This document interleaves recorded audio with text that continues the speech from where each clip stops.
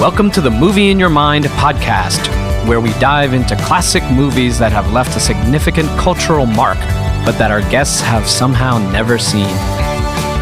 Each episode, we explore their expectations and imagined ideas about these iconic films, then contrast them with their immediate reactions after finally viewing them. Today, we are watching The Karate Kid.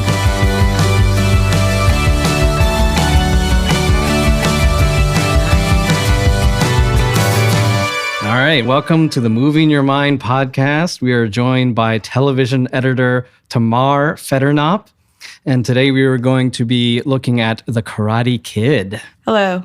Are you excited to watch this film? I am excited for the look of shock and awe to cease when I tell people that I haven't watched this film. Right. First, what's the latest thing that you've cut? I recently finished working on Interior Chinatown, which will be on Hulu in November. Very excited about it. Yeah. I think it's a really cool story. And I'm very excited for people to see it. Awesome. And you cut like 3 of the episodes, right? I did, yeah. I cut 3 of them. Can you tell me basically just how important movies are to you and when you were growing up, how you consumed movies? I grew up in southern New Hampshire. And there was a big mall called the Pheasantly Mall, and there was a big movie theater, which I don't remember the name of now, across the street. So we would go to the mall. Our moms would fill their purses with the candy we were about to consume. And we would go with our smuggled goods and watch the movie. And then when we were older, we did the whole see what side of the theater the R-rated movie was on. Buy a ticket for the PG-13 movie on that side. Genius. This was, of course, when we were older, but not quite 18 yet, and by ourselves. And then there was a dollar movie theater in like the downtown area, which I think played Jurassic Park for a solid year. Did you ever get busted hopping from PG-13 to R? No, and I really wish we did. When we went to see, was it 9mm? The one with that was the snuff film? Yes. Yeah. Didn't need to see that. Yeah. That's a little dark. Didn't need to sneak into that one as a tender 16-year-old. This movie came out I believe in 1984. Were you born yet? Where was your? I was born. Why haven't you seen this movie? I was born in 1984. The year you were born. Great. And I don't know why it just never. I'm the youngest of 3, so I'm sure my sister and brother didn't want to see it or saw it without me, and it just missed me. I don't know. I've always been a very nerdy kid, and so I've always been gravitating towards sci-fi and fantasy. Okay. And so the thought of a Karate Kid, compared to say a Star Wars or a Space Camp, I just think I wasn't seeking it out as a child, and then it just passed me by, I suppose. And then along the lines, you kept hearing about it. Like, have you seen any of the sequels or seen any bit of Cobra Kai? No. Are you aware of this, that there have been sequels and there's a Netflix show that continues the story? The sequels and the Netflix shows. When the Netflix show came out, that was when the looks of shock and awe started re-emerging. So they were like, oh, you should watch Cobra Kai. And I'm like, I should probably watch Karate Kid first. Right. And then you get the bug-eyed. Like, what? How is this possible? How did you miss it? Right. What's your impression of 80s movies? Are you an 80s fan or? I love 80s movies. Yeah. I love the goofier the better. I grew up on them. Well, so what's your impression of this in film history? Like, do you think this is an 80s classic? What are you expecting as far as, is it a comedic classic? Like, where does it sit in the I'm expecting film history? that it'll be one of those, the kid has to do something to save the family. Okay. Like, is it an Angels in the Outfield where he has to be really good at karate so his dad doesn't leave? Right. Is it a Goonies where being good at karate saves the family home? Yeah. I'm expecting some 80s family movie stakes to this thing. Yeah. Okay. I will say, though, I was at my friend's 5-year-old son's birthday party this weekend, which was at a karate space in the Valley. Perfect. And a lot of the adults there were commenting on how much it reminded them of Karate Kid. This feels like Karate Kid, man. Yeah. So I know more context clues than I did before this weekend. Right. Okay. I know it's very Valley-centric. Yeah, that's true. And I know, because I worked on How I Met Your Mother, and there was an episode where Neil Patrick Harris's character, Barney Stinson, is insistent that Billy Zabka's the good guy. Right. So you are aware of this theory. There is a theory out there that he is actually the good guy. But since I don't know anything else about the movie, I'll just have to judge for myself. Interesting. Do you know any famous lines from the movie? I know paint the fence. Paint the fence. Okay. Wax on, wax off. What is that all about in your mind? I assume that's practicing hand motions for karate-related exercises. Okay. In your mind, who is the teacher? Who's teaching? Do you know who stars in this, first of all? I only know Ralph Macchio and Billy Zabka. Okay. So I assume the teacher is an older gentleman, but I don't know who. Really? Okay. It's probably not David Carradine because he was in Kung Fu. Yes. The legend continues. So what famous scenes from Karate Kid do you know? Do you know anything? I have a vague image of him balancing on one foot on some sort of post. Okay. Maybe on the beach. Yeah. And what's that about in your mind? What do you think happens before? Why is he doing that? I feel like that's a training montage. Right. I expect there to be at least one training montage in this thing. I think you won't be disappointed. I hope there'll be one mall scene because it's 80s and it's the Valley. Yes. So there should be some mullets. Yeah. An excellent soundtrack. Probably some cool looking cars because it's LA based. Right. Some good clothing, like some great shoulder pads and neon. Yeah. And do you know, is there a romance in the movie or is it all just like boys and karate? Seen as it is a product of its time, I'm sure there's a romance. Hopefully it's not one of those, she's so cool, but she doesn't notice me. Right. Things where he never actually then goes talks to the girl. Right.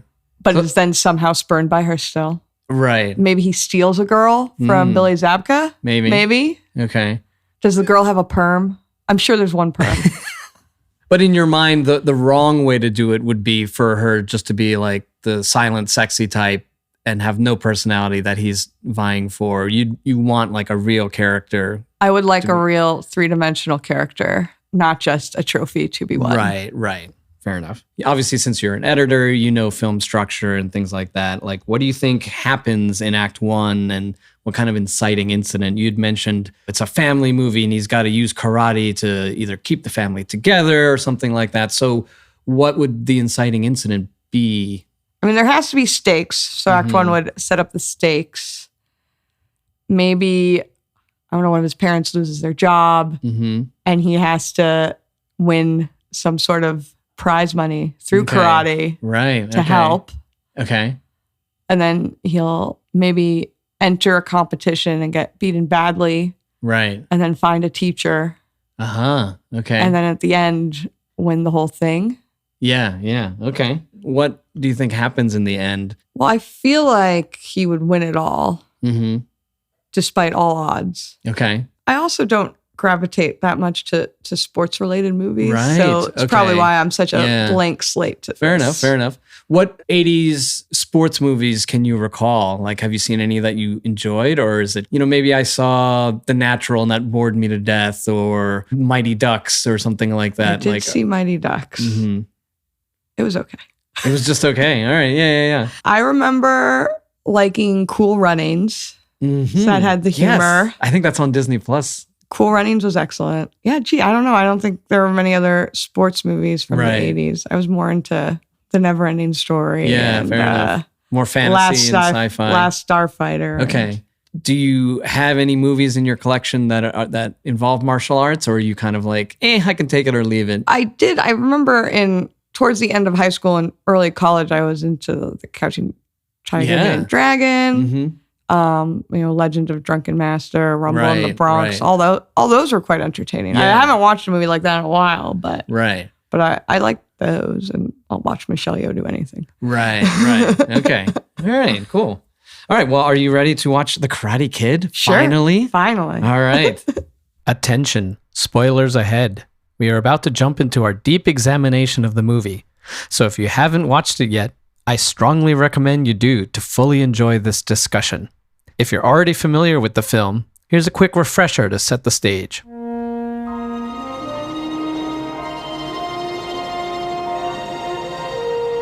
Look at those palm trees there! Damn, do you know what that means? Yeah, watch out for falling coconuts. Wise guy. No more Newark winters. I like winters, Ma. Oh, you like sore throats. Hey, where you from? New Jersey. Ah, what you doing out here? Well, my mom got a job with some company out here. Rocket computers, flight of the future. I don't know. Hey, what was that, karate? Oh, yeah. Yeah, been doing it long? Yeah, a while. Ever use it? A couple times, you know. Bet you could kick some ass, huh? Hey, did you lose something? Yeah, I hope we're not bothering you. Hey, Allie, I want to talk to you. Just leave me alone. We've been over all this, all right? I don't want to talk. Well, I want to talk to you, all right? Look, why don't you just take your little Cobra Kais and get out of here? Oh, yeah, right. And that's going to solve everything. No, you don't want to hear the truth. All you want to hear is how great it is out here. Well, it may be great for you, but it sucks for me. I hate this place. I hate it. I just want to go home. I gotta take karate. That's it. You took karate. No, not at the Y. At a good school. I just remembered. I forgot something. So I'll catch up with you guys in a minute. Okay? Daniel, you don't have to run away. I'm not running away from anything. Hey, look, we've got to deal with this. You deal with things your way. I'll deal with them mine. Okay? I'll see. I gotta go. Where'd you learn how? Japan? Okinawa. These are really beautiful. Come, you try. But how do I know if my picture's the right one? If come from inside you, always right on. What are you looking at? Finish him! Name a place. Tournament. Show me sand floor. Now show me wax on, wax off. Wax on, wax off. Wax on, wax off. Hey, wax on, hot. What was that you doing on those stumps over there? Called crane technique. Does it work? If do right, you can defense. Lesson not just karate only. Lesson for whole life. Whole life. Have a balance. Everything be better. Yeah, we're different. I'm from Reseda, you're from the hills. That's how we're different. That's not what I meant. Why don't you just admit that you can't handle the situation the way it is then? She's never been anything but nice to you. Oh, yeah, she was so nice she used me to make what's-his-name jealous. She doesn't even like what's his name. Hi, Daniel! You're the best! Try to be best, 'cause you're only a man, and a man's got to learn to deal. I want him out of commission. But I'll be disqualified. Daniel, I'm sorry. I'm sorry. I didn't mean it. Daniel LaRusso's gonna fight? Finish him! Fight!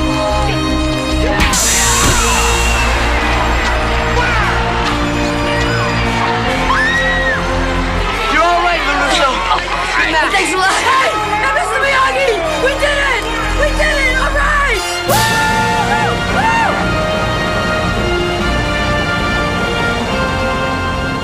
Woo! All right.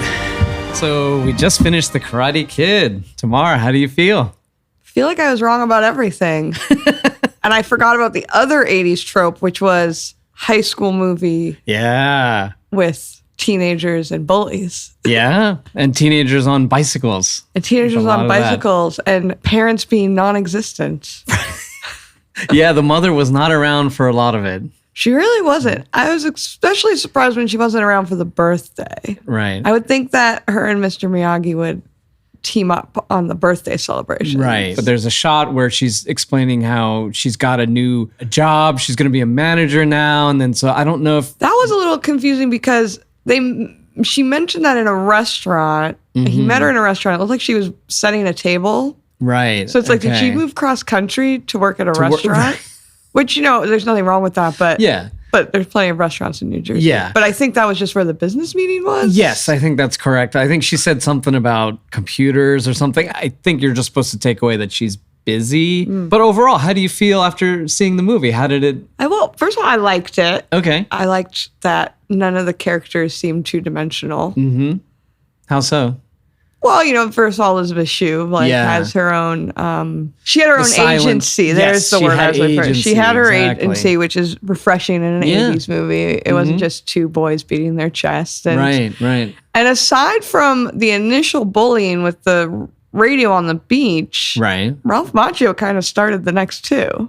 Right. It's a cycle. Yeah, that's true. Like he does do the water hose thing in the bathroom. The soccer one, it looks like he was the one. No, he gets tripped first. Oh, I see. They trip him while they're playing soccer, and then he just kind of like goes off on the other guy. I missed the trip. Then I'm sorry because I was like, oh, and it's his first day of school in a new school, and he's just right. like, He does sort of push back. He's not like Gandhi or anything, you know.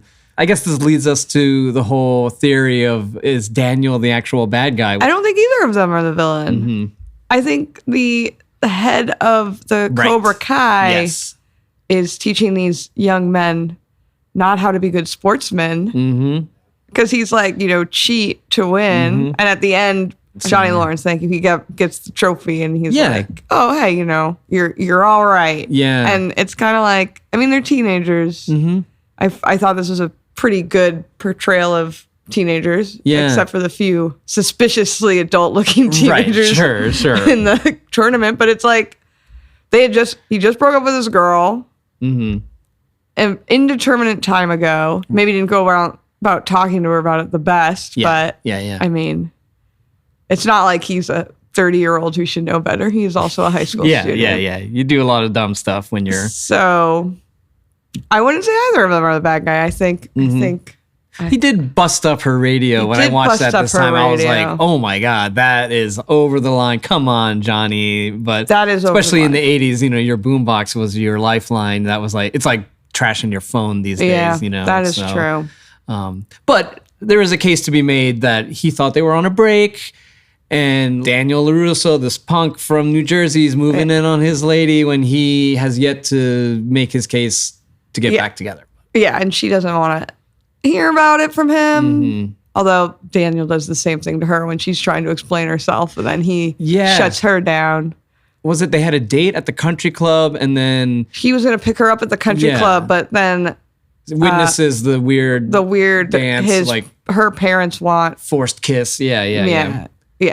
Which, you know, also not great, forcing a kiss. I'm not a Johnny LaRusso apologist. I just don't think he's the villain that, you know, I don't think he's not an outright villain. He's not an outright villain. You were mentioning that one of the tropes that you didn't like, you know, in 80s romantic movies, where the problem could be solved with just a conversation, you know. I mean, obviously he was embarrassed, so he left, and then it's kind of unclear, like, what happened next, right? They just kind of meet up again, and did anybody call anybody to apologize? Yeah, he kind of like leaves and doesn't talk to her again, and then gets the car and goes to find her, and right, and then is out open, like from the get-go, just kind of not interested in what she has to say about those events. Right. And it's not just a trope of the 80s. It drives me nuts in any media where, or it's like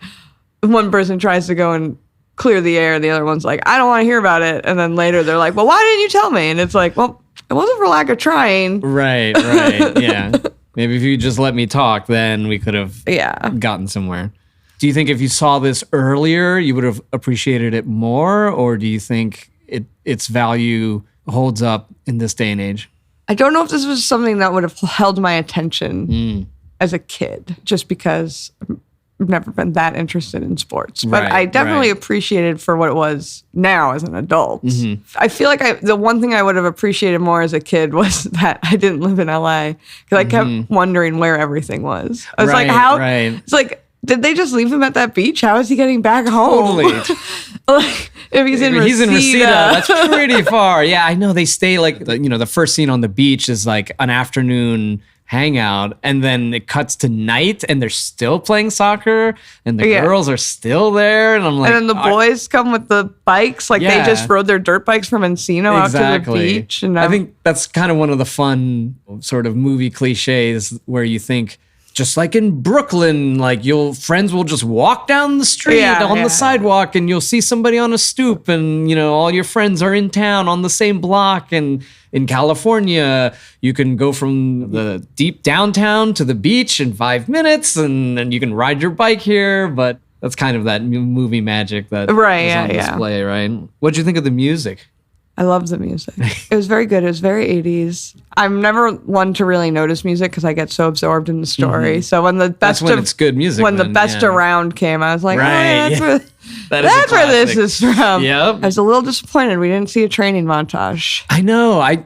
In my mind, I'm like, surely there's a Karate Kid training montage. And there were montage elements to the editing, but it wasn't a straight up. I mean, I guess you're the best around sort of tournament montage is the Yes. closest we got. But there wasn't a let's train, let's pump some iron for Right, the. yeah. You'd think that would have been in here for sure. Yeah. Yeah. He just talked about the depiction of the valley. Like, so yeah, how did it compare to, are you offended as a valley dweller? I'm not, About how they depicted, well, it is Reseda. What did you think of their depiction of the valley? I wouldn't say offended. I was like, they're having a very temperate summer. Right. Nobody seemed like they were dying. Right. It didn't seem like it was a 100-degree day. Yeah.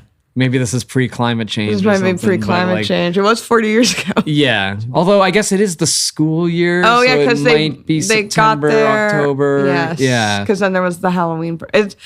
You forget in these high school movies how quickly time goes by. Right. They move. The very next day is the first day of school. Mm-hmm. He somehow knows how to ride his bike there. I mean, maybe he had a Thomas guide. I don't know. Right. And then right away, there's soccer tryouts, first day of school. Next thing we know, it's Halloween. And also, where did he got a friend right away, right off the bat. And then they Right. just, Well, I think just left. It was the neighbor in the complex where they moved, and then as soon as he gets his ass kicked, they're like, They're- "Where'd you get this new friend of yours?" Right, so his yeah. friends berate him, and then I think that's when he's like, "Oh, I can't hang out with this loser that just got his ass kicked because my friends think he's lame, so I got to cut him loose." And so this that's kind loser who made inroads with the prettiest girl in school.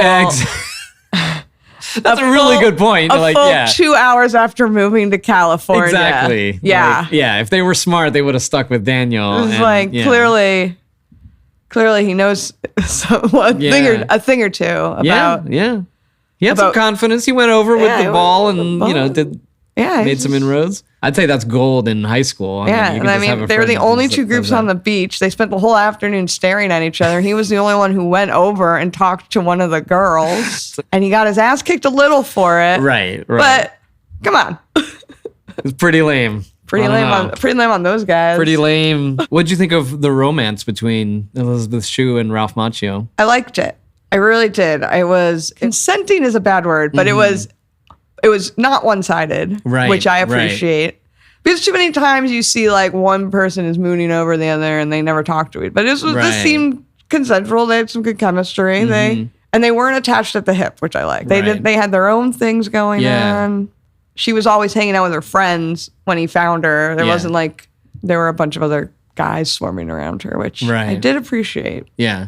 There's a moment when they're leaving golf and stuff, and she sees the guy in the fancy car, and it does seem like everybody loves Elizabeth Shue, which is realistic and obvious. Like, yeah, and I guess that's the wedge that comes between them, in addition to their class, is that he thinks she only likes guys with fancy cars, I suppose. Which she did absolutely nothing Yeah. to. I think I even said out loud after that, I was like, way to ruin your first date. Right. Because she declined the invite twice. Right. And then went and got into his mom's car. Right. Which is devastating. Yeah. But she did it, head held high. Dude, she's already And then he was. got massive cool points for tolerating his mom in the car. Yeah. And then he like got a little butthurt about it. Yeah. Which is like, come on, kid. Yeah. He was playing the victim, being like, if you want to go, you can go. Come But on. but she never, at no point did she indicate she wanted. Yeah, yeah. She was down for mom's station wagon. Yeah. I did. It is a little realistic, though. You know, people in high school, he's Yeah. got his insecurities. And Right, so yeah. it wasn't, he did ruin it, but it wasn't unrealistic. I could see where that could come from. Yeah, which is what I'm saying.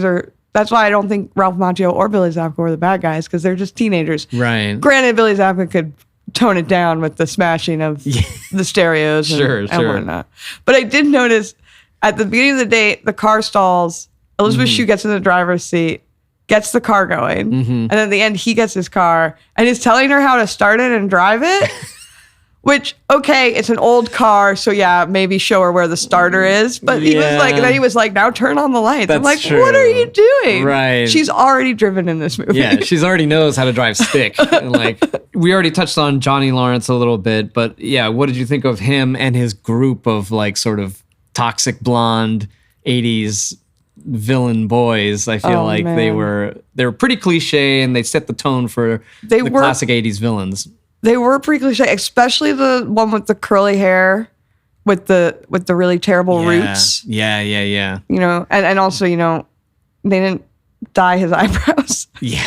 That guy was so scary, probably because of the weird dye job that he just looked so coked up, and you're like, this guy will fuck you up, and or he pull was a knife or something. And he was the one. Yeah, he seemed to be leading some of it. I forget when they were skeletons. Who was the one who was like, "No, he's had enough. He's had enough." That was really funny because I was trying to figure that out too. But when they're skeletons, it was hard to tell which one of them it was. But I believe it's the guy who first in the tournament. Kreese goes, I want him out of commission. He's like, but no, I'll be expelled from the competition. And he goes like, just do it. And then even after he does it, he goes, I'm sorry, Daniel, I'm sorry, which is, again, also refreshing, especially in the 80s. Like, you'd think this movie would be so black and white, but these guys do have lines that they don't want to cross. Yeah. And they're apologetic when they do. And you can see the conflict within them, and they have a little bit of honor. Right, yeah.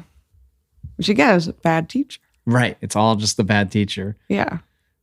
Were you entertained by their giddiness at being evil, though? I feel I laughed real hard. Especially there was one guy who was like behind the teacher who was really into it. Cartoonishly so. Yeah. Me and my friends growing up we would quote him constantly. I think it was like, you better get a body bag or something like that. And so, and anytime someone was in trouble, you'd just be like, you better get a body bag and then do the most maniacal 80s laugh you possibly could. How has this aged in the era of, male toxicity and bullying? How does that fit in with the current climate of internet bullying and all this other stuff? Oh, geez. I think it was a pretty, they weren't being over the top with anything really. And it was, nobody's trying to say that Elizabeth Shue is theirs. So there's no like male toxic possessiveness there. Yeah. Which is refreshing because there are still plenty of movies today that have those tropes. Right. And the bullying is a little, maybe it's because it's face to face that it is a little bit more, I don't want to say honorable, but it's in my experience when people would always bully people, if they would get into a fight, they would fight it out and then they'd be like, all right, we're cool now. Just for even regardless of who won the fight, if you just were able to stand up to them and then fight it out, those two male parties were cool after that. And I was always like, that's kind of odd, but I guess that is how it happens. And then maybe it is because of the internet that you don't it doesn't ever boil to that point where they get it out of their system, that it becomes more toxic. I don't know. And I feel like there might be a difference with genders here. Of course. Because, in high school, I don't remember girls ever slugging it out, but the rumors and the... But there might be some mean girl action or Heathers type totally. Thing. So, yeah. Where it's more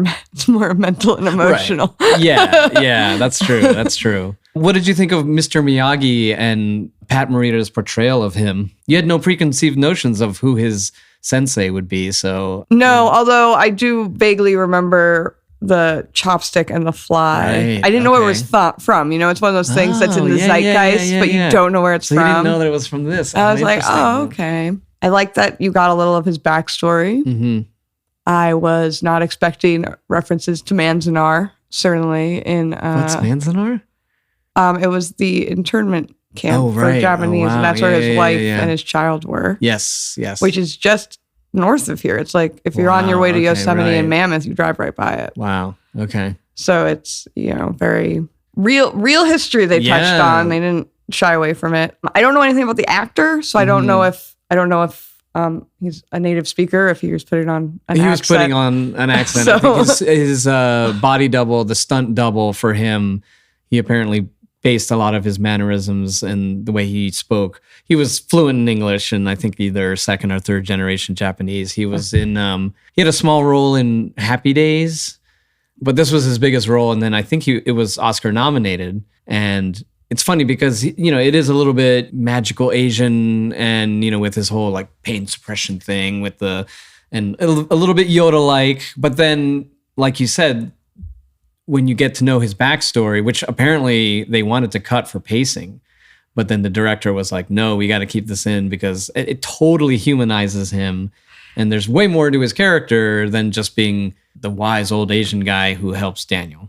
Yeah, and also it struck me when you learn that about how he was going to be a dad and wasn't, and then it makes a lot more sense. Right. Why he's taking Daniel under his wing. Like maybe this is a son figure. Yeah, exactly. You know, he's getting to teach. He keeps saying that every time Daniel asks where he learned something, he says, my father. Yeah. And so it's probably very important to him that he has a child to pass on his knowledge. Yeah. So if you didn't know that, then it does humanize him, and it kind of makes why he's helping Daniel, at least for me, make a lot more sense. Yeah. Because his father passed all these things down, and if he doesn't have a kid, then like that's the end of the line, which is kind of sad. Yeah.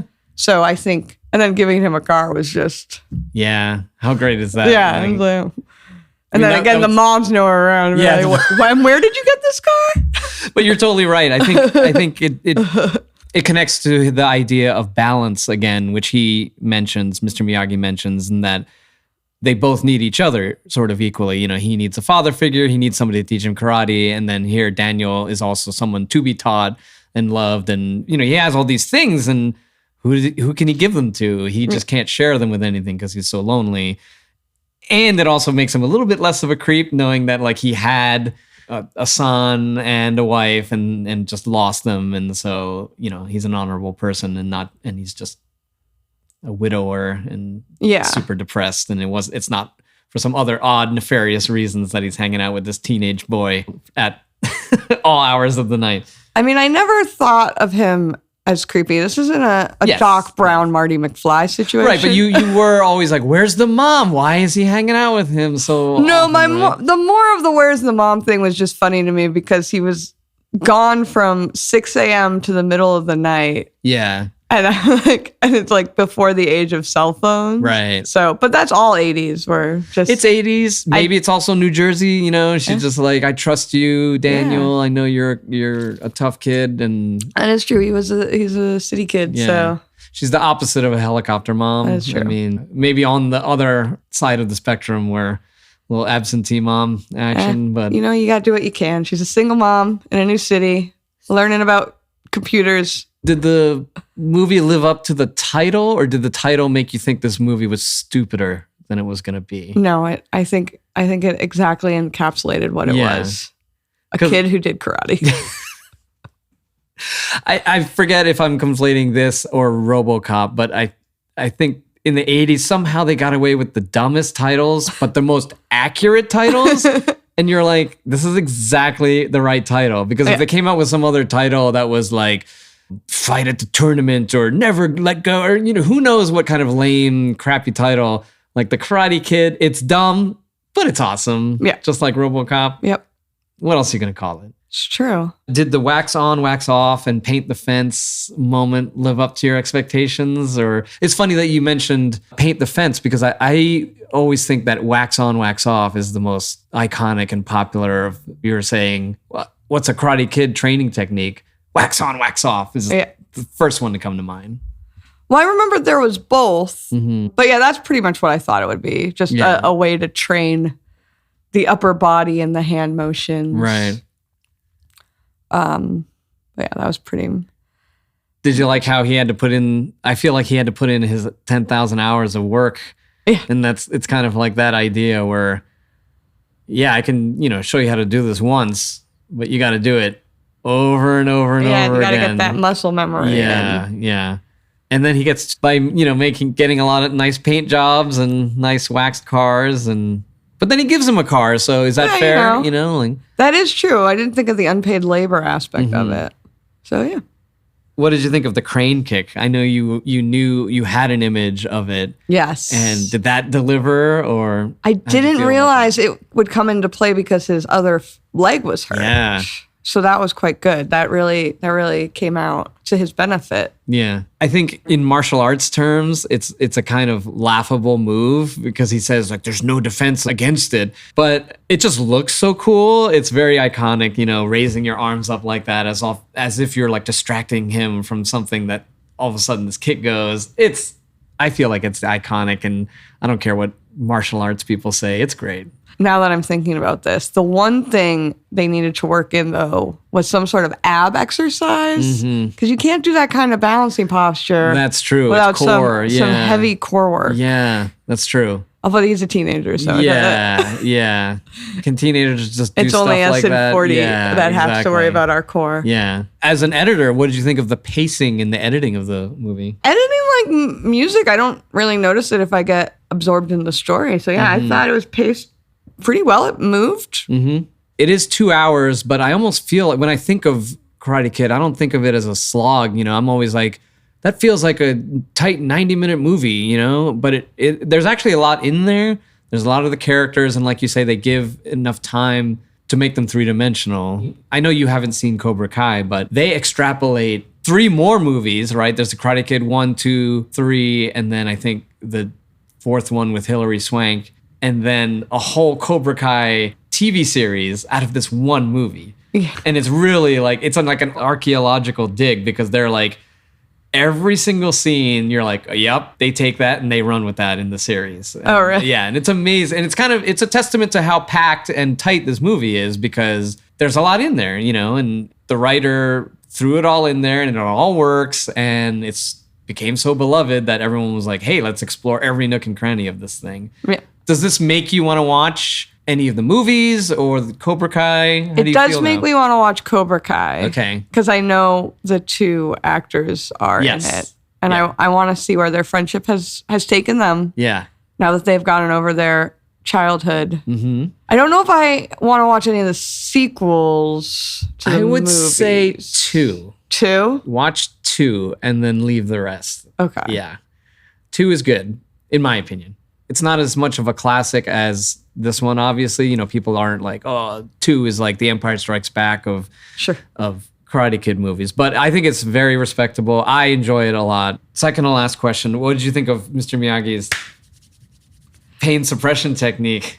Is that what that was? I just thought he was trained in chiropractic. Yeah, maybe. I don't know. I think he's suppressing or it's Asian magic. I don't know. It's like, I didn't read it like that, and I just thought, oh, he knows a little bit about chiropractic. right, popping his shoulder back Popping in. his shoulder. But I mean, then again, I've had massages, so Right. and it is 2024, so it's Yeah.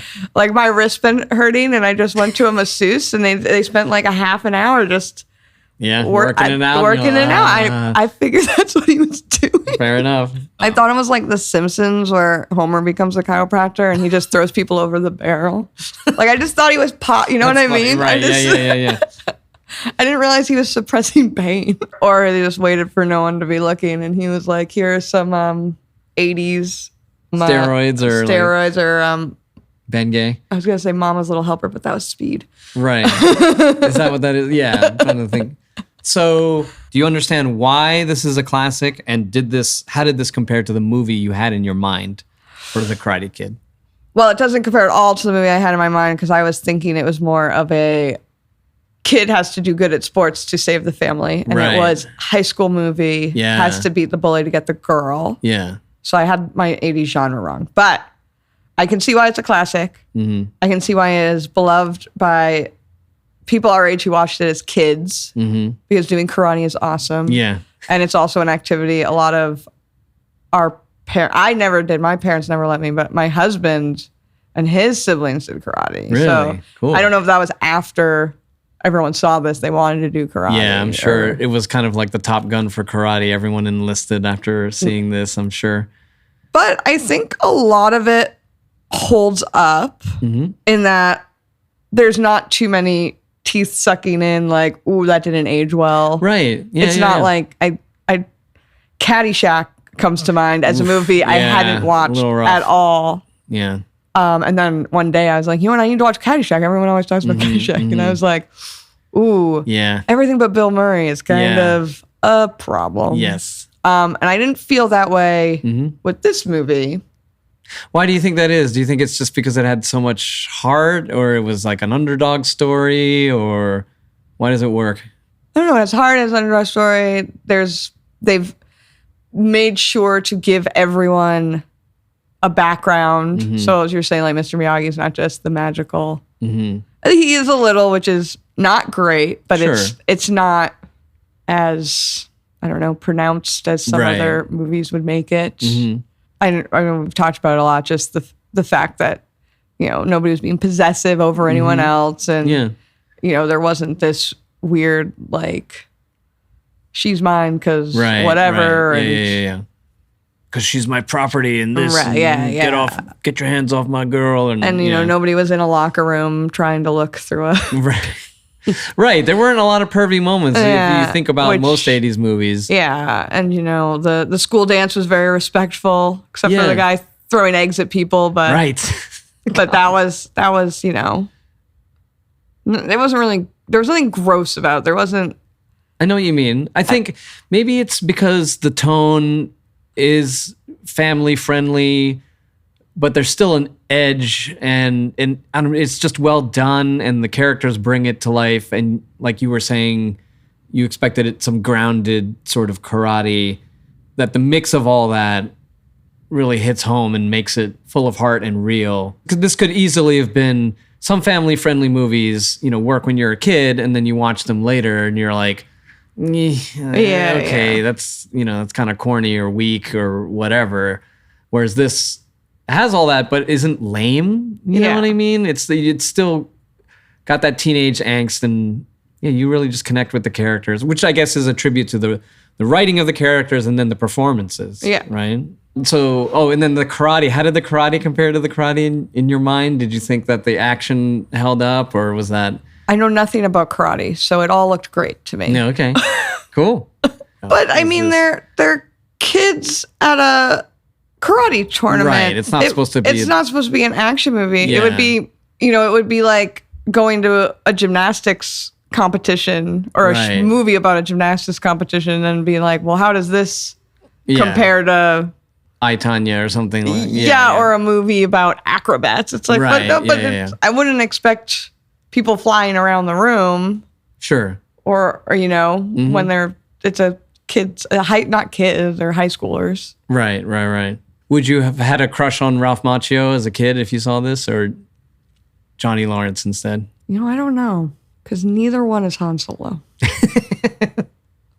Or Commander Riker.